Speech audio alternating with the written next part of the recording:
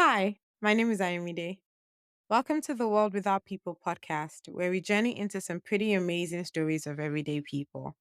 I believe strongly in the interconnectedness of our human experience, that we can color and enrich our lives by sharing and learning from our lived experiences. In this concise 30 minutes podcast, I bring to you engaging conversations like a chapter in a vibrant book designed to motivate and encourage and challenge and, of course, brighten your day. My guests also get to ask me one question, and there's no telling what they might come up with. So thank you for tuning in. Grab your coffee or tea or listen on the go to some amazing stories of real people. After all, what is a world without people?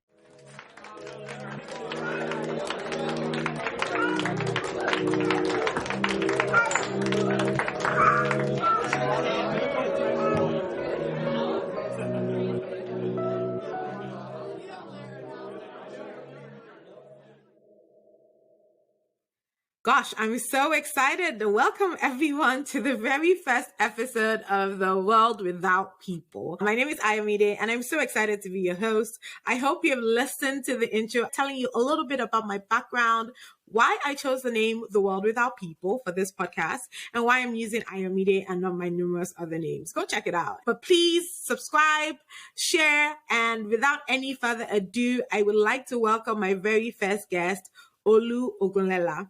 Olu is a life coach with over 13 years of research experience in behavioral psychology, as well as a retired pro endurance athlete, and in a field that I don't think a lot of Nigerians are in. So I'm going to first of all ask you a little bit about that. Why cycling? That's a good question. I think for me, it was something that I just kind of like picked up. So I remembered a quick short story. There was back in secondary school, I went to King's College. There was something they called U-Run. So it's kind of like a marathon that takes athletes from the school, I think through the mainland and island. Some folks were allowed to rent bicycles and ride it. And amongst the people that rented bicycles, we kind of like formed a race amongst ourselves, which I won. So I remember that, okay, it seemed like I enjoyed cycling.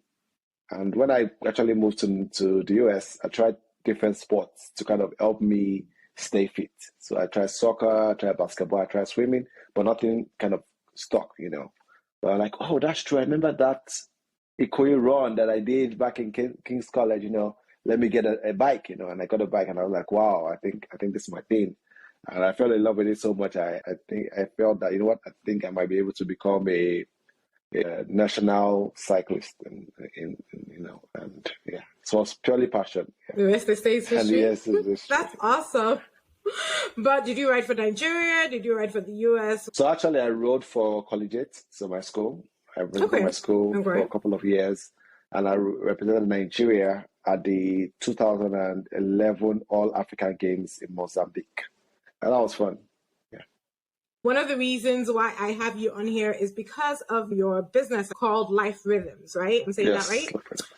Okay, good. And Olu is the co-founder of Life Rhythms, which basically they use your lifestyle data to kind of track your well-being, right? And you talk about us being able to achieve our goals for our health, but also in relation to our wealth. So can you talk a little bit about that? I kind of like started, what's led to the founding of the company Life Rhythms was I used to suffer from chronic burnout. So I think I burn out like 2-3 times a year. I'm kind of like a workaholic. And I was like, you know what? I think this has to stop, because it was frustrating. Because for me, it took me about 3 months to recover fully from each burnout episode. So it was like I burnt out, then about 3 months. So you can imagine how many 3 months you have in a year? 4. So I'm having 2 of those burnout sessions that happen to recover. It's like almost like I feel drained almost all year round. So I'm like, you know what? I need to stop this. So like, you know what, maybe if I could track all my activities and find a way to balance, in regards to doing the right thing, getting enough rest, exercising, doing the things that I needed to do, that is already, like research already shows that helps people find balance and avoid burnout. If I could do those things, then I would likely be able to avoid burnout. And that led to me tracking my activities using the prototype I built. So the prototype kind of like was a combination of Google Sheets and Google Calendar. And I kind of like, acted together, tracked my activities 24/7, used the sheets to provide me with insights. And I was able to, avoid burnout by managing my life's activities to increase my productivity while also improving my health. Yeah, so that was fun.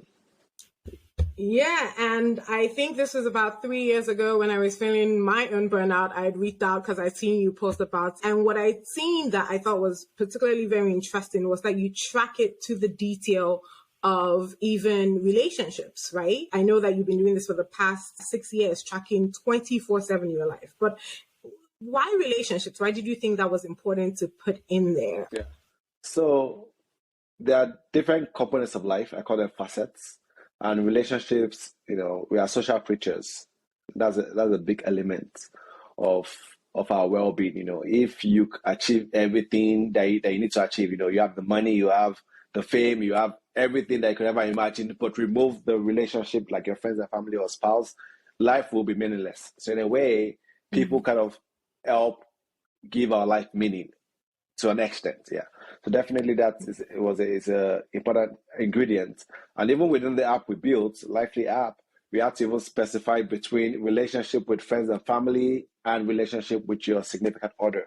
Because many times people can bunch those two together and end up spending more time with their friends and neglecting their spouse, which is another, crucial aspect of your relationship. Because at the end of the day, if you go back home and you don't have a good relationship with your significant other, but have a good relationship with your friend, that will still affect you psychologically in some way, So we want to make sure that you're handling all aspects of the relationship, because of all aspects of the relationship are very, very important. Yeah. No, I think that's actually quite brilliant. And my next question following that, we talk a lot about friendships and significant others, but what about mentoring? Because I know that that's not something that I've heard you talk about.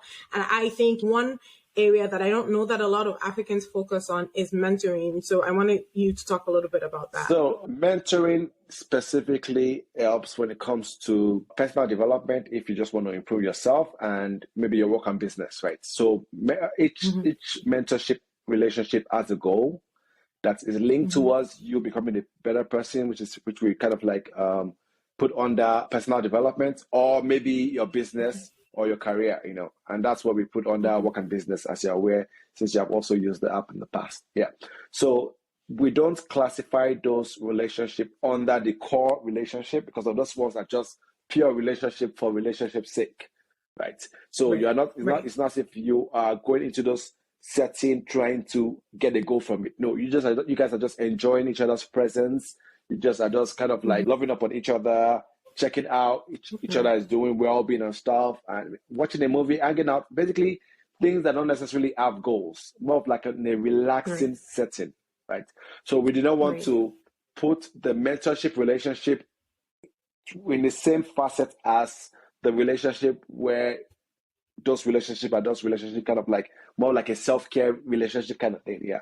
So definitely mentorships are important, and I advocate for mentoring. I think that's one of the fastest way you can achieve your goals, is by finding someone who has done it in the past and, getting them to mentor you to achieve the same. I like to say there are 3 ways to, becoming a better version of yourself and achieving your goals. One is through books.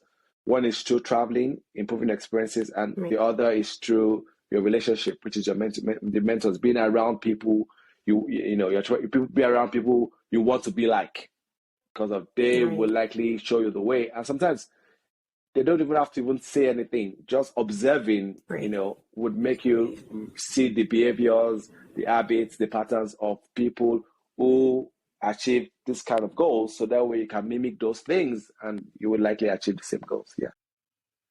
Something I've been struggling with is that there's a lot of research out there saying that we should probably reduce our use of technology. We're becoming a lot more addicted to it and things like that, but technology is at the core of everything today, including the things that are meant to help your life. So I don't know if you know the Calm meditation app, right? It's supposed to be something that enables you to relax, but it's again involving technology and phones. And so if I end up tracking my time on my phone, I feel like I've spent all day on my phone just because I'm accessing apps. And so I wonder what we can do, if anything at all, to kind of change that, or how we can still do that and not have the negative effects. That's an interesting question/topic. So technology is a tool. Like every tool is neutral, right? The God is not going to do anything by itself. It's we that give the God the purpose, So Yeah. same thing with technology, right? We just have to use technology better to get the things about it and be careful not to allow technology to rule us. So obviously Mm-hmm. in the tech space, a lot of the incentive for many tech founders is to increase usage, So when you see Mm-hmm. daily active users, monthly active users, a lot of investors ask these founders who they have invested in, what are Those your kind of daily questions. active Yeah. users? How long are people spending on your Right. app, right? That is what Right. determines the value of some of these companies. And as a result, they Right. need to figure out ways to make people use the app more so that way, obviously, they can keep impressing the investors and raising their next round of investments.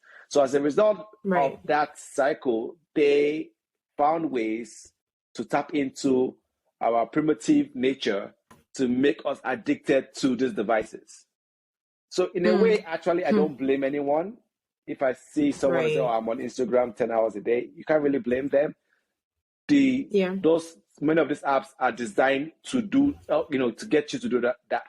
You just have to be Right. disciplined enough to say, you know what, I'm going to put a time limit on my time on some of these tools and limit it to maybe like 1 hour a day, so that way you can do something Mm-hmm. else. Another reason why I even Yeah. built the Lively app itself is that so people can see that this is Mm-hmm. actually what's going on. Because many times we are not Right. aware the amount of time we're spending in some of these apps because time Mm-hmm. flies when we are having fun in Right. some of our favorite apps. But by Right. tracking, we are more aware, we increase our level of awareness, and as a result, we can be like, you know what, doing this will not enable me to achieve my goals. So as a result, I need, for Right. example, maybe I need 3 hours to study, but I said I'm spending 4 hours on social media instead. If I reduce my Right. social media hours to 1 hour, then I have 3 hours to study. But sometimes we don't know, but tracking enables us to be aware. And once we become aware, then we can now make changes and stuff. Yeah. So go back to answer your question. I think technology and neutral devices, how we use it Right. determines, the outcome, but we need to be disciplined enough to ensure that we are being mindful and aware of how we use some of these apps and technologies. Yeah. I like that actually, because then I've been making the problem the app. So whereas it's still just about me, the user, saying if I'm using Calm app, I don't have to be distracted to go to Instagram, for example. All I really need to do is I know that, okay, I'm spending 1 hour on meditation and this is the tool that I need to use for meditation. That actually makes sense. But I want to go back a little bit to life rhythms because I feel like we haven't talked about it a lot. There are three things you say we all need to achieve success, and then there are the four life facets. So, can you talk a little bit about all those things? Let's talk about the life assets. So there are 10 life assets, which is kind of like subdivided into four, right? So Mm-hmm. under foundational facets, there's physical, spiritual, personal development, right? What we realize is that there are happy chemicals that is released in our body when we perform some activities, e.g., exercising, praying, meditating, reading a book, writing down our goals, journaling. You know, there's obviously endorphins where it's released for some of those activities. Tocin, there are about four happy chemicals. I'm trying to listen if I can remember all of them. Endorphins, oxytocin, dopamine, and Serotonin? serotonin. Serotonin? Yeah, those are the four. Yes. Yeah. So those, when happy chemicals are released, in a way, we see them as fuel. So this is proven based on Mm. research. They're like things that fuel us, just like when you eat an healthy meal, you sleeping, Mm. those happy chemicals are kind of like positive fuels for us. So the reason why we Mm-hmm. felt that those activities should be foundational is that we realize that a lot of people that burn out don't do enough of those activities. They end up doing Mm. the next, which is the professional facet, more of those, work, work, work, work, work, go home, watch TV, relax, and go to bed and do that cycle again. As a result, Right. work is zapping the energy because of when you're doing work, that's almost like an energy extraction. It's like a car being driven, Right. but you're not going to Mm-hmm. the fuel station to fill up. Yes, you sleep. Yes, you Mm. eat. Those are fuels too, but they are not enough to get your fuel all the way to full. So in a way, you Right. start running on negative energy, and as a result, you start to burn out, right? So we realize that Mm. if people build potentially a morning routines, right, around their exercise, which is the fitness, eating healthy meals, sleeping, spiritual, which is prayer, meditation, personal development, writing journals, reading a book. If you can do that on a daily basis, you would have more energy in your fuel tank that would help you achieve more without burning out. So those first three are the Right. foundational facets. The second two are the professional facets: career development and work and business. Career development, basically, a student going to school, you taking a course, you attending conferences, all those are things you do to develop your career, right? Then you have work and business, which is work if you have a 9 to 5 job, business if you are an entrepreneur, and finance, basically you finding ways to invest some of the income generated while you were working or while you were running a business, right? These are the professional facets, right? So we said that, you know what, this facet, and this is another thing that we want people to be aware of, is that we don't want you to just do things for the sake of doing it. You know, you need to be aware of the outcomes, so that way you are prioritizing your time appropriately for the season of your life you're in. Yeah. So back to what I'm Right. saying, professional facets are those three things, and that's how you make money, and that's how you pay your bills and stuff like that. The next Right. two is the relationship facet, which I mentioned earlier, which is relationship, friends and family, and romance, which is time spent with your significant other if you are married or dating someone. And the final is your personal facets, which is community involvement, things you do to give back, because we have a better sense of self and accomplishment when we give back to our communities, and fun and adventure, which is us basically exploring our world, exploring ourselves in different ways. So traveling, going and spending quality time with yourself, doing things that you enjoy, personally enjoy, without anybody involved and stuff like that. Yeah. So what we realize is that people that did all those things or find time to do all those things have a higher well-being and are less likely to experience burnout. And that's why we built the 10 facets of life.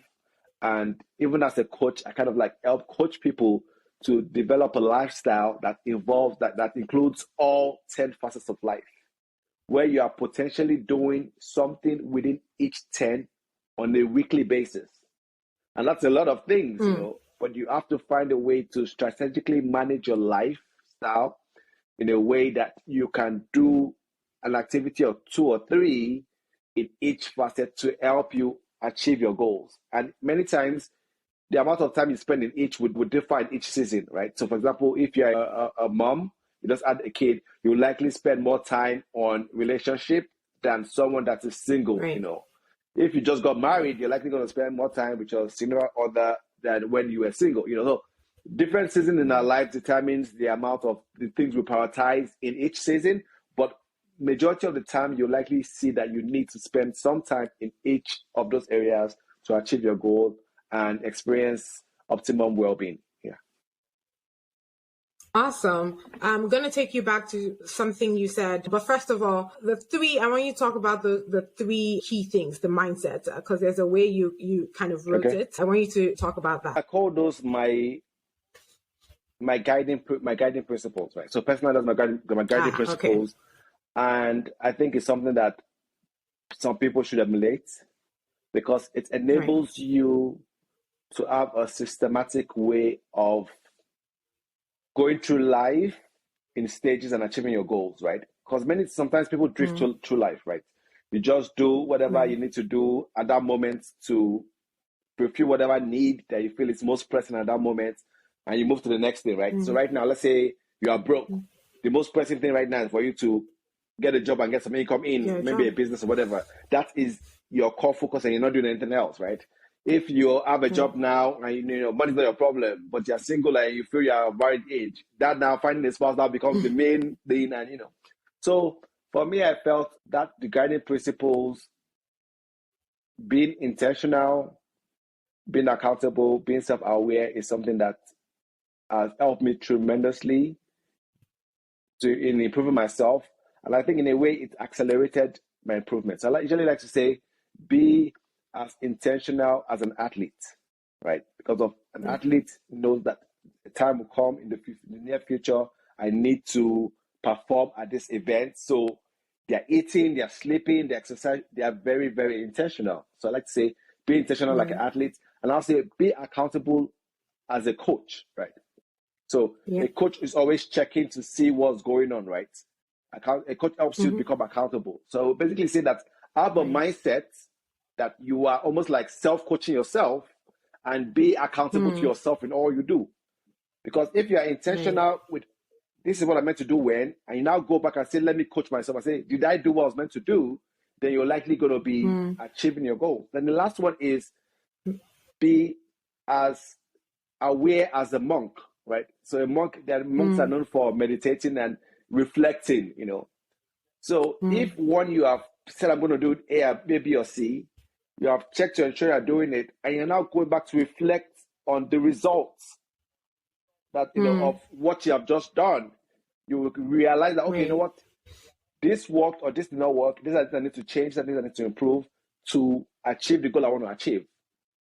So I So in love a that. way, if you do those things on a regular basis, which I usually advise people to do on a weekly basis, because many times people don't reflect until they fail. People don't reflect until they start feeling pain, right? People don't reflect until they go to the doctor Mm. and the doctor says you have, like, if you don't lose 20, 30 pounds, you're gonna, you're not gonna be in this world or on earth in the next 3 years because of your numbers are moving in the wrong direction.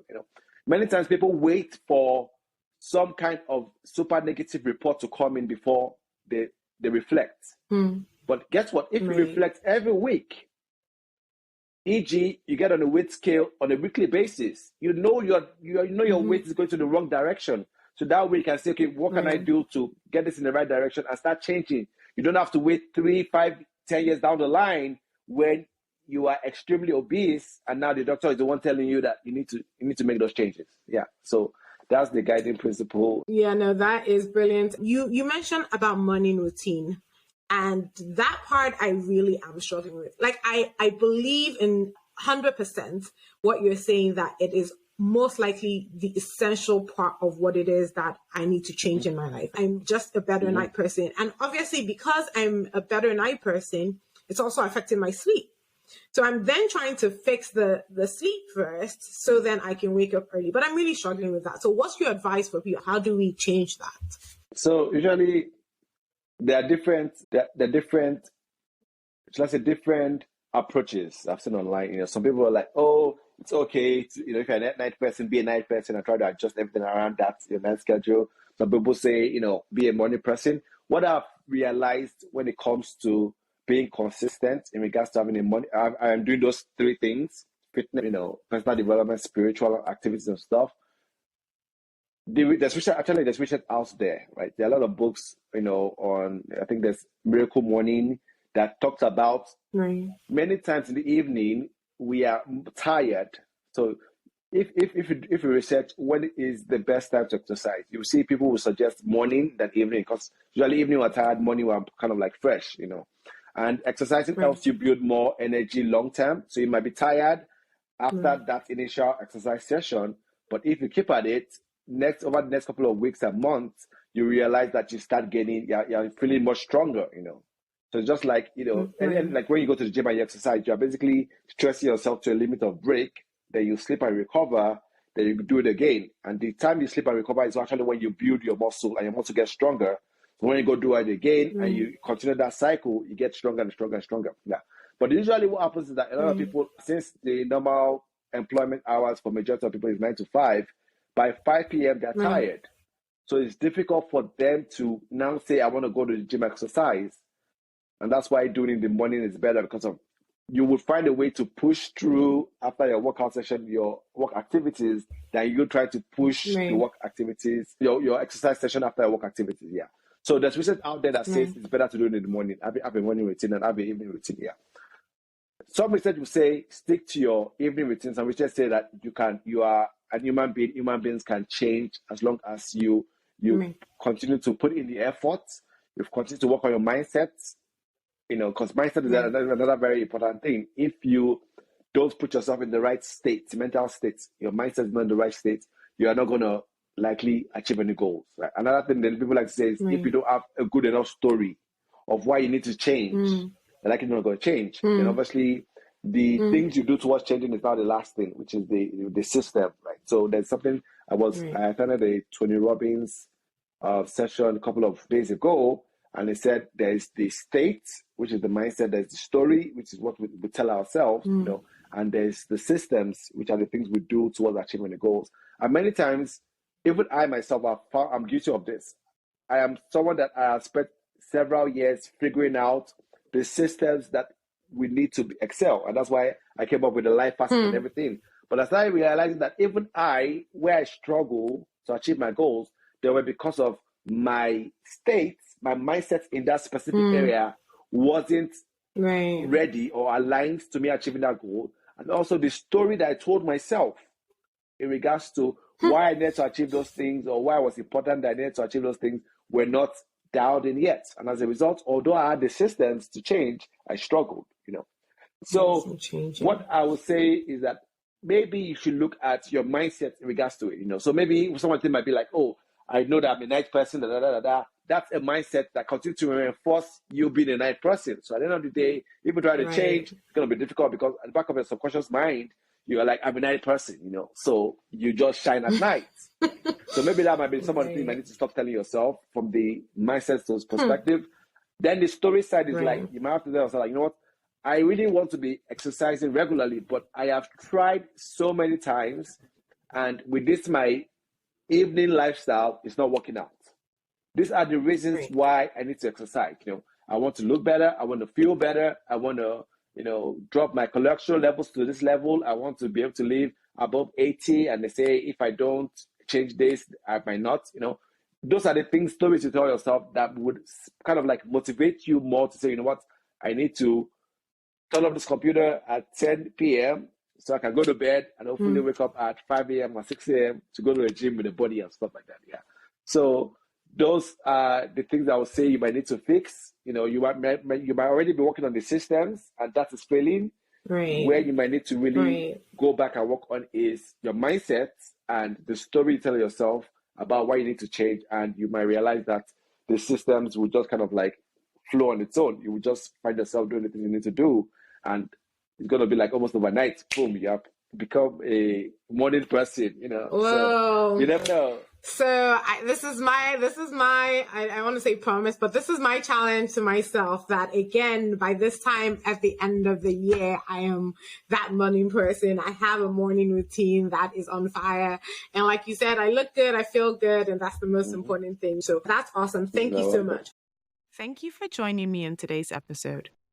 Just like you'll tell someone about a great book you read, please don't forget to share this if you enjoyed it. Connect on IG and Twitter at TWWPcast and get details on the website at worldwithoutpeople.org. And hey, remember to make loving others the story of your life. Until next time, this is The World Without People.